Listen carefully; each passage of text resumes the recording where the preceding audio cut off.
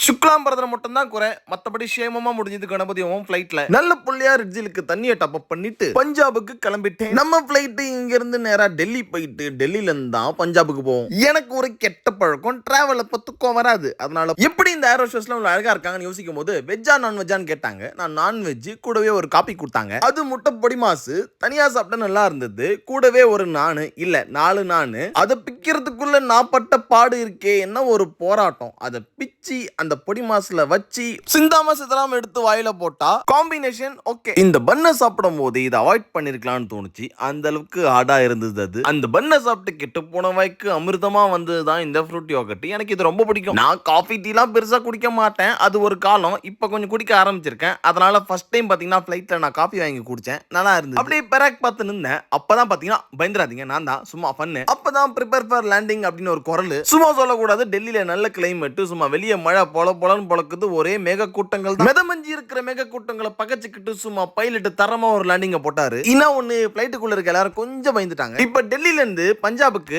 அமிர்தசர் போற பிளைட்டை பிடிக்கணும். எனக்கு எப்பயுமே செக்யூரிட்டி செக்ல ஒரு பிரச்சனை. என்ன பிரச்சனை அப்படின்னா, இடுப்புல போட்டிருக்க அர்ணா கொடி எப்ப பார்த்தாலும் பிங்கி பிங்கி பிங்கின்னு அலாரம் அடிக்கும். சுத்தி இருக்கிறவங்க நம்மளே பார்ப்பாங்க. அப்புறம் இடுப்புல இருந்து பெல்லி செயின் அப்படின்னு சொல்லி எடுத்து காமிச்சாதான் விடுவாங்க. உள்ள இருந்து வெளியே பார்த்தா டெல்லி ஏர்போர்ட் அடடான் இருக்கு. ஆனா உள்ளுக்குள்ள ஒரே போரா இருக்கு. மும்பை ஏர்போர்ட் தான்ப்பா பெஸ்ட். அடுத்து நடக்க போற சம்பவம் தெரியாம நாபாட்டு இந்த இயற்கை அழகு ரசிச்சுக்கிட்டு இருக்கு. போன பிளைட் ஜன்னல் சீட்டு தப்பிச்சிட்டேன். இந்த பிளைட் நடு சீட்டு. இந்த பக்கம் சிங்கு தாத்தா, இந்த பக்கம் சிங்கு பாட்டி. எங்க பார்த்தாலும் டர்பன் தான். பத்தாததுக்கு இது வேற நல்லாவே இல்ல. இது வெறும் கோதுமை போல இருக்குது. இது கூட பரவாயில்ல. கூட கொடுத்த கப் கேக்கும் கோதுமை போல இருக்குது. எப்பா பஞ்சாப்னா கோதுமை தான், அதுக்குன்னு இப்படியா? திடீர்னு பார்த்தா பிளைட் ஃபுல்லா போக ஒரே கணபதி ஹோமம் தான். முன்னைக்கு இப்ப ஏர் இந்தியா நல்லா இம்ப்ரூவ் பண்ணிருக்கான்னு நான் நினைச்சு முடிக்கல. வரும்போது ஒரு பெரிய சம்பவத்தை போட்டுட்டான். அது வந்துட்டே இருக்கு உங்களுக்கு வீடியோ. அந்த வீடியோ தானா வந்துடும். நீங்க ஃபாலோ மட்டும் பண்ணிக்கோங்க.